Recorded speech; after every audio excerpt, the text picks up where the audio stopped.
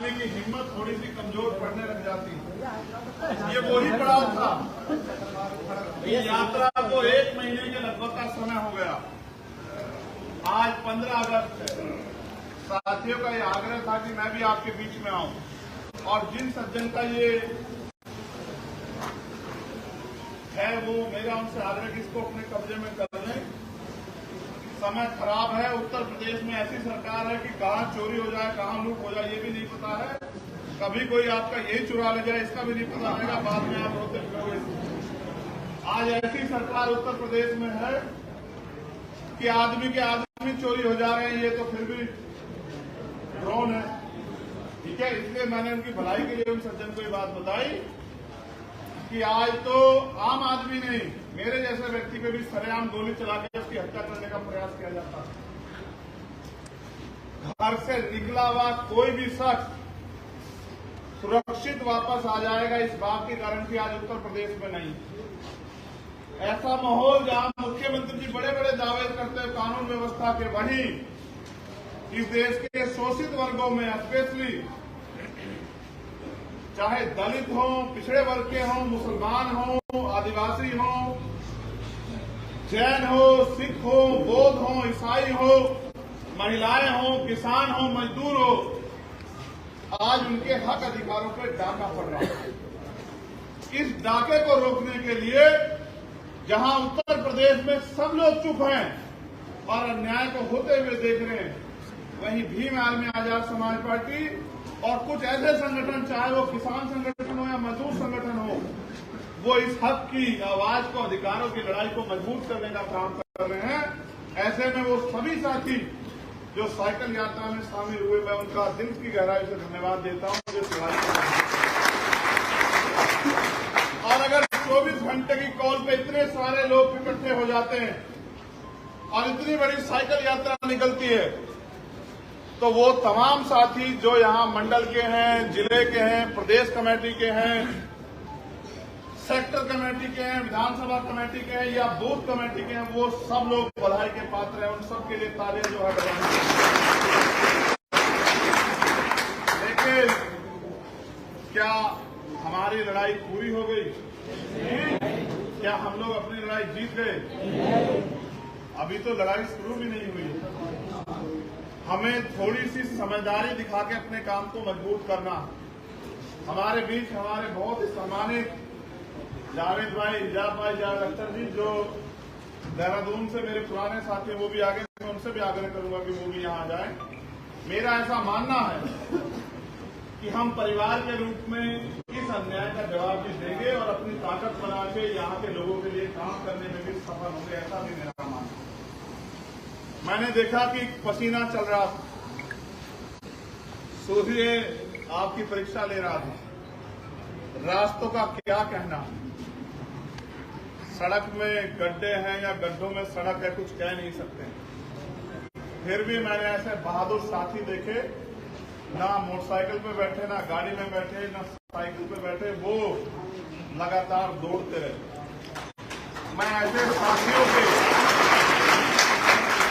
हौसले को और मजबूत करता हूं, उनसे ये आग्रह करता हूं कि जब तक आपके पास राजनीतिक शक्ति नहीं आएगी, आपको ऐसे ही दौड़ना पड़ेगा।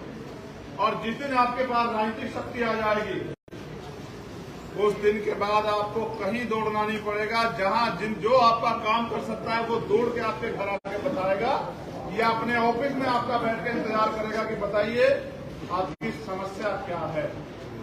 मेरे लिए आपका काम, आपका प्यार, ये सबसे बड़ा है। इस मंच पर जो उपस्थित साथी हैं, हमारे सीनियर साथी बोकाडिया जी, हमारे डॉक्टर बजपाल जी, हमारे सम्मानित जिलाध्यक्ष जी, हरिओम जी, प्रशांत सागर जी, रोहित सागर जी, भाई महक सिंह जी, भाई रजत जी, भाई साजिद जी, अमित कसाना जी, ओमपाल जी, हमारे नवनियुक्त चेयरमैन भाई रवि चौधरी जी, और इस मंच से इधर भाई राजन हो, भाई भीमसेन जी हो, भाई विवेक जी हो, भाई धर्मराज हो, और हमारे मंडल के अध्यक्ष भूपेंद्र राणा जी और तमाम वो साथी जिनका नाम मैंने नहीं लिया, चाहे वो ललित है कोई, वो अपने आप को ज्यादा प्यारा समझना। इनके तो नाम मैंने इसलिए लिए कि आप लोग इनको जान जाओ, जिनके नाम नहीं लिए उनको तो आप लोग ज्यादा बेहतर जानते हो। तो मैं सभी साथियों का धन्यवाद करता हूँ। गर्मी बहुत है, मैं आपसे जो भी कहना चाहता हूँ, हमारे किसान यूनियन के साथी बैठे हैं उनका भी बहुत बहुत धन्यवाद। लेकिन मैं उनको भी ये कहना चाहता हूँ कि हर सरकार के आगे आप दफ्तरों में फाइल लेके खड़े रहते हैं। सरकारें बदलती, आपकी समस्याएं नहीं बदलती। आपको अपनी समस्या का पूर्ण अगर हल चाहिए तो अब किसान बन के आगे के समय में वोट करना, ना जाति पे करना, ना धर्म पे करना, ना किसी और चीज पे करना, किसान बन के वोट करना, आपकी समस्याएं हल हो जाएगी, मेरा आपसे वादा।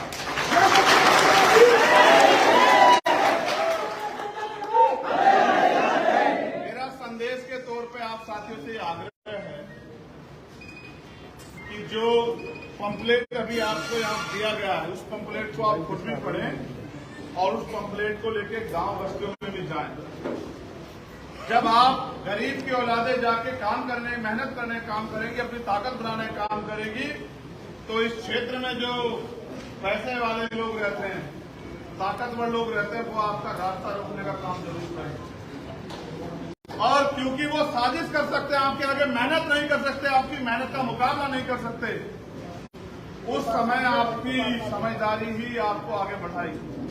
इसलिए अपने लक्ष्य को ध्यान में रखते हुए, जैसे आज हमारा लक्ष्य यहाँ पहुंचना था, उस रास्ते में कितनी परेशानियां आई, उनको हमने नजरअंदाज किया और हम लगातार बढ़ते रहे। ऐसे अपने लक्ष्य को ध्यान में रख के अपने अपने क्षेत्रों में जब आपके यहाँ ये सामाजिक परिवर्तन यात्रा, साइकिल यात्रा आए, तो बढ़ चढ़ के उसमें हिस्सा लें और अपनी पार्टी के एजेंडे को, अपनी पार्टी की पॉलिसी को, अपनी पार्टी के जो लक्ष्य है कि अगर हमें अवसर मिलता है तो हम किसानों के लिए क्या करेंगे। जैसे हमने मांग की थी दिल्ली में कि प्रधानमंत्री जी 6,000 रुपए किसान सम्मान निधि देते हैं, हम मांग करते हैं कि 24,000 रुपए किसान सम्मान निधि किसानों को दी जाए। जैसे हमने ये मांग की कि इस देश में 52% पिछड़े वर्ग के लोग रहते हैं, जिनकी आबादी 52% से ज्यादा है, उनकी हिस्सेदारी 27% नहीं हो सकती है। इसलिए हमने मांग की कि जिसकी इतनी संख्या भारी, उसकी उतनी हिस्सेदारी। इस बात को ध्यान में रखते हुए 52% लोगों को, उनको भी मत उनकी हिस्सेदारी लेने का सरकार काम करे। उसके साथ साथ मैं किसान भाइयों से पूछना चाहता हूं, क्या मुफ्त बिजली मिल रही है? क्या किसानों की आय दोगुनी हुई? क्या नौजवानों को रोजगार मिला? क्या महंगाई कम हुई? क्या सरकार के आने पे जुल्म ज्यादती बंद हुई? क्या धर्म के आधार पर जो अन्याय हो रहा है वो बंद हुआ? क्या आपको अच्छी शिक्षा मिल रही है? क्या आपको अच्छा इलाज मिल रहा है? क्या महिला सुरक्षित है? जब कुछ भी नहीं है तो आप इन सरकारों के भरोसे क्यों बैठे हो? आपकी एकता ही इन सरकारों को मुंह तोड़ जवाब दे सकती है। इसलिए मैं इस मंच के माध्यम से, जब हम जाति जोड़ो, समाज जोड़ो की बात कर रहे हैं, तो मैं आपसे कहना चाहता हूं कि जातियों का बंधन तोड़ के इस देश के कमजोर वर्ग के लोग आपको देख के एकजुट हों, तो सबसे पहले अपने क्षेत्र में दलित, पिछड़े, आदिवासी, जैन, सिख, बौद्ध, मुसलमान, ईसाई, सिख, इन सब लोगों को एकजुट करने का काम करो, भाईचारा पैदा करो। आप ये जानते हैं कि हमारी समस्याएं एक है, अगर हमने भाईचारा पैदा कर लिया तो हमारी समस्याओं का इलाज होगा। अगर हमने भाईचारा पैदा नहीं किया तो हमारा इलाज होगा। हमें रास्ता चुनना है। आज इस देश में सारे सरकारी उपक्रम खत्म हो रहे हैं। जैसे सरकारी उपक्रम खत्म हो जाएंगे, मैं अपने लोगों से पूछना चाहता हूं, जो दलित पिछड़े वर्ग के लोग हैं, आपके बच्चों को सरकारी दफ्तरों में कौन बैठने देगा? कहां पुलिस की भर्ती आएगी? कहां टीचर की भर्ती आएगी? कहां पटवारी की, सेक्रेटरी की भर्ती आएगी? कहां 4th क्लास, 2nd क्लास की भर्ती आएगी? कैसे आपके बच्चे डॉक्टर, इंजीनियर, IAS, IPS बनेंगे? कैसे आपके बच्चे प्रोफेसर बनेंगे? बनेंगे। और जब आपका व्यक्ति कुर्सी पर नहीं बैठा होगा, जैसे आपके हालात हैं, तो आपकी समस्या को कौन सुनेगा, आपके आंसू कौन पूछेगा, आपका दुख कौन दूर करेगा, आपकी लड़ाई कौन लड़ेगा, आपके आवाज कौन उठाएगा, इसकी जिम्मेदारी आपके पास है। आप अपनी समस्या को भी समझो और उसके समाधान को भी समझो। इस देश में बाबा साहब अम्बेडकर के द्वारा जो वोट का अधिकार दिया है, इससे ही आपकी जिंदगी में परिवर्तन होगा। इसके अलावा आप कुछ भी कर लो, किसी के पैर पकड़ लो, किसी के पैर छू लो, किसी की जय जयकार कर लो, जब तक राजनीतिक शक्ति आपके हाथ में नहीं आएगी, तब तक किसी गरीब का भला नहीं हो सकता इस प्रदेश में, ना ही देश में। ये बात आपको समझनी पड़ेगी। आपको 70 साल से ज्यादा लोकतंत्र आए हुए हैं। अगर आप मेहनत मजदूरी नहीं करोगे तो आपके घर में रोटी नहीं आएगी। सरकार झूठे वादे करती है, आपका पैसा लेती है, आपको लूटने का काम करती है, आवाज उठाने पे आपको डंडे से पीटने का काम करती है। चाहे वो बिजली विभाग के लोग हों, चाहे वो एजुकेशन विभाग के लोग हों, चाहे वो सफाई कर्मचारी हों, चाहे वो आशा बहनें हों, चाहे वो आंगनबाड़ी कार्यकर्ता हों, चाहे वो वकील हों, नौजवान हो, अगर अपने अधिकार के लिए कोई गया है तो सरकार ने उनकी बात सुनने के बजाय उनको पीटने का काम किया है। ऐसी निगम्य सरकार को आपको भी वोट की चोट से जवाब देके अपने हाथों को मजबूत करना। आज हम तुम्हारे साथ हैं। ये बताओ, हम तुम्हारे साथ हैं। भाई मैं तो संघर्ष, मेरे संघर्ष में कभी नजर आती है तुम्हें? आप ये बताओ, ये धर्मेंद्र जी बहुत जोर जोर से कह रहे हैं कि भैया तुम संघर्ष करो। आप बताओ मैं कम संघर्ष कर रहा हूं? इससे ज्यादा कितना संघर्ष करूं? भाई मैं तो गोली लगने के बाद भी घर नहीं बैठा, और मुझे ये भी नहीं पता कि अगला एक हफ्ता मैं जीऊंगा नहीं जीऊंगा। मुझे तो इस बात का भी नहीं पता। जब मैं आपकी आवाज उठाता हूं तो जो लोग आपको गुलाम समझते हैं उनके मन में बड़ी पीड़ा होती है। हमारे यहाँ कहते हैं कि उनकी छाती पे सांप लौट जाता है। उनको ये लगता है जिनको हम डंडे से जिनकी खाल खींच रहे हैं। कल ये लोग हमारे सामने सम्मान का जीवन जिएंगे। इनको जीवन जीने के लिए कौन प्रेरित कर रहा है? इस आवाज को खत्म कर दो। इसलिए वो लोग मुझ पर गोली चलाते हैं। मैं उनकी सीबीआई इनकम टैक्स से नहीं डरता हूं, मैं उनके एनआईए की जांच से नहीं डरता हूं, मैं उनके झूठे मुकदमे और जेल से नहीं डरता हूं। इसलिए उनके पास आखिरी रास्ता यह है कि वो मेरा मुंह बंद कर दे, इसलिए मेरे ऊपर गोली चलाते हैं। मगर मैं ये जानता हूं कि जिसके इतने प्यार करने वाले भाई हों, जिसकी इतनी प्यार करने वाली बहनें हों, जिसके इतने प्यार करने वाले साथी हों, दुश्मन की कोई गोली उसका सीना तकलीफ नहीं। मैं तो एक बात जानता हूं कि जब जिस कुदरत ने मुझे जिंदगी दी है और जब तक जिस काम के लिए उसने मुझे पैदा किया, जब तक वो पूरा नहीं होता, आप गोली छोड़ो, मेरे सीने पे बम भी मार देना, वो बम भी डिफ्यूज हो जाएगा। ना तो चंद्रशेखर आजाद कभी डरा, ना कभी डरेगा, और ना ही डर के जिएगा।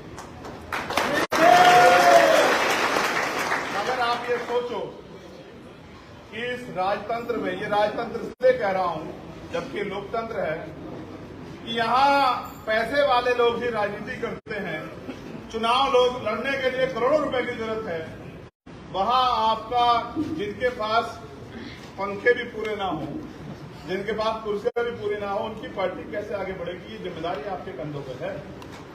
एक तरफ पैसे वाले लोग हैं जो हमारे लोगों को खरीदने का काम करेंगे, हमारे लोगों को बाजार में जाके बताने का काम करेंगे कि वो बिकाऊ लोग हैं, और एक तरफ आप गरीब लोग हैं जो मेहनत कर रहे हैं। आपको ये तय करना है कि आपके एक एक वोट पहले नगीना का, फिर उत्तर प्रदेश का, और फिर आने वाले कुछ सालों में इस देश का भविष्य बदलने का काम करेगी। आपको इस बात का ध्यान रखना है। ये लड़ाई आपकी मेरी नहीं है, ये लड़ाई उन लोगों की है जो आने वाली पीढ़ियां इस उम्मीद में है कि हमारे लोग हमारे देश में हमारे लिए अधिकार छोड़कर जाएंगे। आज जिस तरह से भारतीय संविधान को खतरा है, आज जिस तरह से भारतीय संविधान के होते मजाक उड़ाया जा रहा है, इस समय आपकी आवाज की सबसे ज्यादा जरूरत है। मैं अपने अधिकारी कर्मचारियों का भी बहुत बहुत धन्यवाद देता हूं। उनका सहयोग हमें हमेशा मिलता रहता है। और कुछ ऐसे भी साथी हैं जो पर्दे के पीछे से हमारी बड़ी मदद करते हैं।